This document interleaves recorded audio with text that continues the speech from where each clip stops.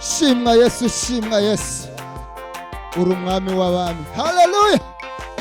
Iby'Imana ikora biradutangaza, ntiwabimenye uko biri. Ariko icyo nzi kuko Imana ishaka hari ibyo nkwiriye gukora. Ariko icyo nzi kuko Imana ishaka hari ibyo nkwiriye gukora. Mu rugendo ntabwo nabimenya byose, ariko nzi ko nzabimenya. Ni kuki turizwa n'ibyago biriho kandi ari ibyo mu gihe. Ni kuki turizwa n'ibyago biriho kandi ari ibyo mu gihe gito. Yesu nzi ko ufite magari ibihumbi, harimo n'iryo wangeneye. Icyo wamitiye ngo ni ukugira ngo nzagere mu ijuru amahoro. Icyo wamitiye ngo ni ukugira ngo nzagere mu ijuru amahoro. kandi nk'uko Eliya yajyanwe n'ingoga, nuko niko nzava mu isi. Kuko ibyago byose bizaba bishize, hariho guhimbaza Imana.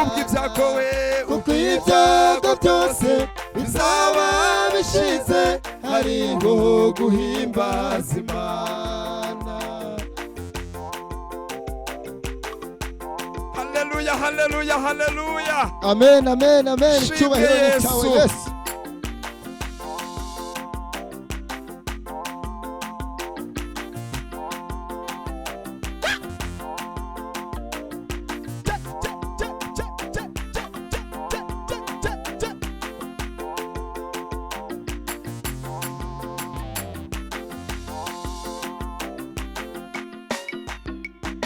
Ubu ntegereje kandi nihanganye, uzasobanukirwa byose. Mfite ibyiringiro bifite ubugingo, mfite umugabane